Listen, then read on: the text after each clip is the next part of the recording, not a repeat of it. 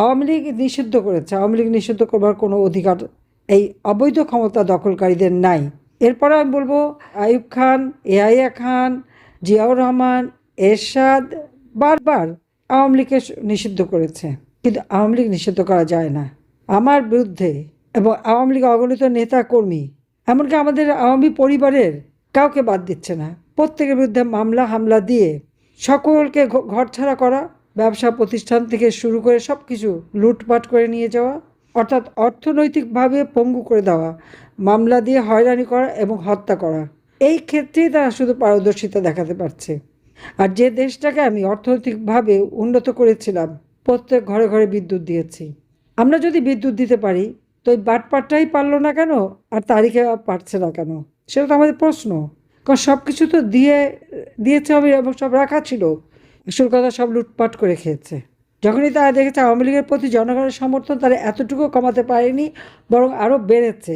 মিথ্যা অপবাদ দিয়ে যা করেছিল, কিন্তু তাদের দুঃশাসনে জনগণের আস্থা বিশ্বাস আরও বেশি আওয়ামী লীগের উপর এসেছে, যার ফলে আওয়ামী লীগ জনগণের কাছে সবথেকে গ্রহণযোগ্য সংগঠন। সেই জন্য আওয়ামী লীগকে নিষিদ্ধ ঘোষণা দিয়ে নির্বাচন করতে দিল না। কিন্তু এই একটা নির্বাচন এখানেই শেষ হবে না, খুব শীঘ্রই আবার নির্বাচন হবে এবং আওয়ামী লীগ নির্বাচন করবে।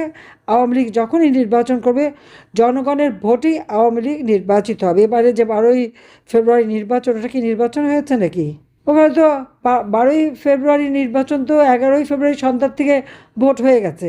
সান্ধ্য ভোটে জয়যুক্ত হলো তারেক। কতভাবে কারচুপি! আমরা তো নির্বাচন ঠেকাতেও যাইনি, কিন্তু অনেক ক্ষেত্রে তারা আওয়ামী লীগের নেতাকর্মীদের হাত পা ধরেছে। বিএনপি প্রার্থীরা, তাদের জন্য একটু জেতার সুযোগ করে দেওয়া হয়, কারণ জামাত ঠেকাতে হবে। কিন্তু এই নির্বাচনের পর সে সমস্ত সব অঙ্গীকার ভুলে গেছে। আজকে আমাদের নারীদের উপর অত্যাচার, ছোট্ট শিশুদের উপর অত্যাচার, এই অত্যাচার যারা করে যাচ্ছে, সকলকে বলবো, আপনাদের বাড়িঘর যারা লুটপাট করেছে, দোকানপাট ব্যবসা প্রতিষ্ঠান যারা ধ্বংস করেছে, প্রত্যেকের নাম ঠিকানা সব ঠিক করে রাখবেন। আপনাদেরও যেমন সম্পদ আছে, ও তাদেরও তো আছে। তা তো ভুলে গেছে, ভাবছে যে ক্ষমতা চিরস্থায়ী। ক্ষমতা চিরস্থায়ী না। আর যারা দেশ চালাতে ব্যর্থ, অর্থনীতি ধ্বংস করে দিয়েছে, উন্নয়নশীল দেশের মর্যাদায় উন্নীত হয়েছিলাম, সেটাও ধরে রাখতে পারেনি ওই বাটপার ইউনূস ক্ষমতা এসে। সে বিশ্ব বাটপার, সেটাকে ধ্বংস করেছে। আর তারিখে তো সে যোগ্যতাই নাই। অর্থ বানানো, সন্ত্রাস করা, জঙ্গিদের মদত দেওয়া, লুটপাট করা এবং গ্রেনেড মারা, অস্ত্র চোরা কারবারি করা, দুর্নীতি করা, এটা এই দক্ষতা, এই ক্ষেত্রে খুব দক্ষ, এতে কোনো সন্দেহ নাই। আর একজন তো বাটপার, গরিব মানুষের মোটা টাকা সুদ নিয়ে গরিবের অর্থ আত্মসাৎ করে খাওয়া, এ ব্যাপারে সে আর একজন পারদর্শী। তারা দেশকে কি দেবে? নিজের উদরপূর্তিতেই তো ব্যস্ত। একবার আওয়ামী লীগ এদেশের মানুষের ভাগ্য পরিবর্তন করেছে। ঘরে ঘরে বিদ্যুৎ দিয়েছে, চিকিৎসা সেবা জনগণের দোরগোড়ায় পৌঁছে দিয়েছে, কমিউনিটি ক্লিনিকের মাধ্যমে 30 প্রকারের ঔষধ দিয়েছি, ছাত্রছাত্রীদের বৃত্তি দিয়েছি, উপবৃত্তি দিয়েছি, গবেষণার ব্যবস্থা করে দিয়েছি, বিনামূল্যে বই দিয়েছি, প্রত্যেকটা ইউনিয়ন পর্যায় পর্যন্ত প্রাইমারি স্কুল নতুন বিল্ডিং করে উন্নত করে দিয়েছে।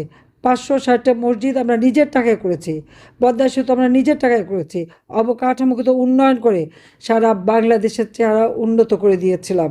যারা বাংলাদেশে আসতো, ঢাকায় আসতো, বলতো আমরা কোথায় এসেছি, এটা কি বাংলাদেশ, এটা কি ঢাকা? বাংলাদেশের ইউনিয়ন পর্যায় পর্যন্ত, গ্রাম পর্যায় পর্যন্ত রাস্তাঘাট আমরা উন্নতি করে দিয়েছি, খাদ্যের স্বয়ংসম্পূর্ণ করেছি, মানুষের কর্মসংস্থানের ব্যবস্থা করে দিয়েছি। কর্মসংস্থান ব্যাংক করে বিনা জামানতে আমাদের যুব সমাজ যাতে ঋণ নিতে পারে। ওরা ভয় ভীতি সৃষ্টি করে এবং এই মব সন্ত্রাস করে, মব সন্ত্রাস মানে এটা তো জামাত, বিএনপি, ইউনূস, বাটপার ইউনূসের সন্ত্রাসী। এই সন্ত্রাস করে একটা ভীতির সৃষ্টি করে তারা রাজত্ব করতে চায়।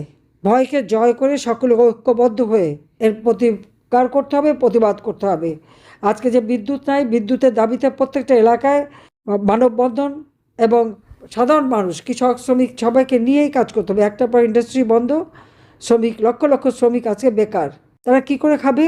চুরি, ডাকাতি, রাহাজানি, খুন খারাপি, এগুলি তো বেড়ে গেছে।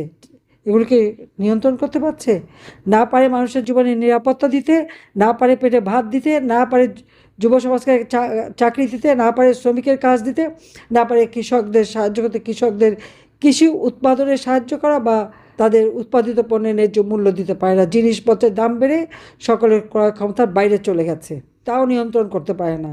শুধু নিজেরা কোথায় কিভাবে কোন কমিশন খাবে, কোন টাকা পাবে।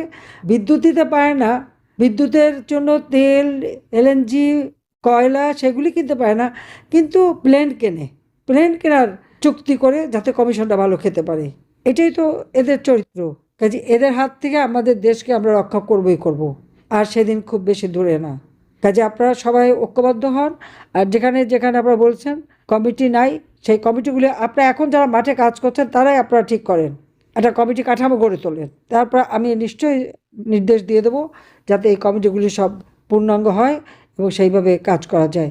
আর কে কী করলো না করলো এখন কেউই ভালো নাই আওয়ামী লীগের। মামলা হামলা দিয়ে সবাইকে ঘর ছাড়া বাড়ি ছাড়া, আর যারা একটু নেতৃত্বে ছিল তাদের উপর তো অত্যাচার চরম। তাই সেই কথা মাথায় রাখবেন। সবাই ভালো থাকেন, সুস্থ থাকেন। ইনশাল্লাহ জনতার জয় হবেই হবে, কারণ আমরা, আমাদের শক্তি জনগণ, দেশ বিক্রি করি নাই, দেশের জনগণের পাশে আছি, জনগণের জন্যই কাজ করি। আমি দেশে বিদেশে আমার আসার কোনো ইচ্ছা ছিল না, আমি জানতাম না যে আমাকে দেশ ছেড়ে আসতে হচ্ছে। যখন আমার বিরুদ্ধে এত অপবাদ, এক দফা আমি বলি ঠিক আছে আমি চলে যাব, আমি টুঙ্গিপাড়া যাব, কিন্তু জানি না এটা আমার ভাগ্য। তারপরেও বেঁচে আছি বলে তো আপনাদের সাথে কথা বলতে পারছি, খোঁজ নিতে পারছি। আর তাহলে 2007 সালে তো জোর করে দেশে ফিরেছিলাম, তারপরে তো কারাগারে বন্দি।